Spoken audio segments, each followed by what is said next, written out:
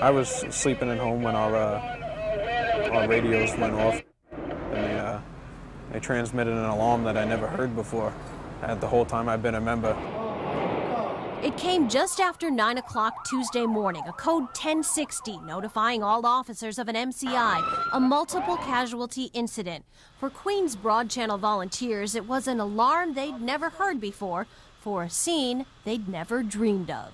Just what you saw, it was unbearable. You know, it was war. I've never seen anything like that before in my life. Never. It was disgusting. You had to walk over people to try and get into that building, not even whole people, parts of people. And it was about to get even worse. Cleared all the way to Tower 1, the squad of 4 was about to enter the lobby when the sky opened up. All of a sudden we heard something, everybody run, and all of a sudden I just looked up. It was just like an avalanche of steel and concrete and dust just came down to the floor, and once it hit the floor, it had like nowhere to propel itself but up the streets of Manhattan.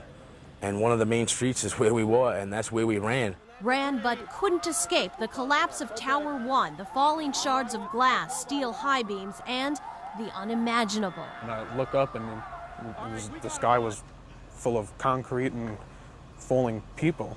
It was, raining people. As they scattered, the foursome were separated, left to face the chaos alone.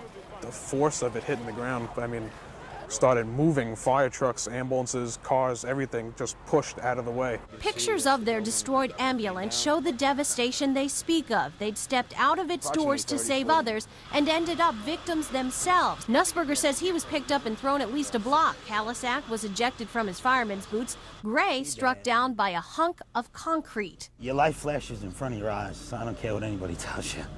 That's exactly what happens. When the dust settled, complete dark, and then another round of chaos. And then I heard the words I'll never forget. I heard somebody say, "Is anybody else alive out there?"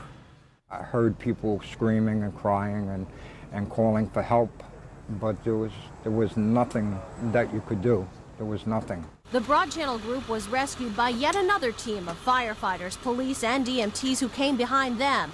Every one of Nussberger's toes is fractured, Gray's back is strained, but treated for their bodily injuries, they're now dealing with pain more internal. Physically, I'll make it, I've been through a lot of stuff throughout my whole life. Mentally, it's a very hard thing. Very, very hard. Not hard because they almost lost their lives, but, they say, because they couldn't save anyone else's. The thing is not being able to at least accomplish something, If we at least got maybe 1 or 2 people out, even one, we accomplished something, We didn't get a chance for even that. So they'll pack up yet again and head back to ground zero. That's the heart of a volunteer, and the reason Fred Gray believes his guardian angels saved him. My best friend Tommy Featherston died many years ago of cancer. I'm sure he was up there. My grandmother, Catherine Nostrovicki, she died of the cancer in the same year. So I'm sure the two of them had me. They had me pretty tight, the both of them. I'd probably cry, but I don't think I have any more tears left. In Brooklyn, Laurie Perez, Fox 61 News at 10.